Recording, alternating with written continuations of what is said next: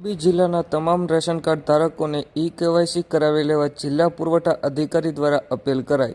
બાબતે પ્રાપ્ત માહિતી મુજબ મોરબી જિલ્લાના તમામ રેશન કાર્ડ ધારકોને આગામી તારીખ 30 એપ્રિલ સુધીમાં ઈ-કેવાયસી કરાવી લેવા મોરબી જિલ્લા પુરવઠા અધિકારી દ્વારા આજરોજ ગુરુવારે બપોરે 3 વાગ્યે વિડીયો સંદેશ મારફતે અપીલ કરવામાં આવી છે.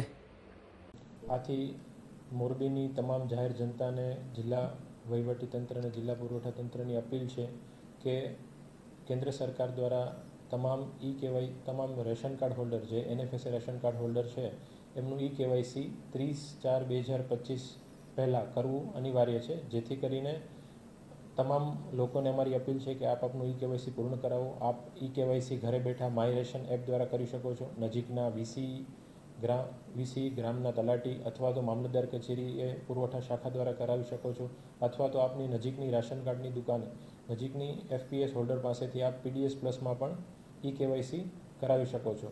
મોરબી જિલ્લામાં ઈ-કેવાયસી વધુ સારી રીતે અને વધુ લોકોનું થઈ શકે તે માટે મોરબી જિલ્લા પુરવઠાની કચેરી તેમજ તમામ મામલતદાર કચેરી રજાના દિવસોમાં પણ કાર્યરત રહેશે. આથી તમામ લોકોને અમારી અપીલ છે કે આપ સૌ NFSA કાર્ડ હોલ્ડર જે રાશન મેળવે છે તમામ 30/4/2025 પહેલાં પોતાનું ઈ-કેવાયસી કમ્પ્લીટ કરાવડાવે.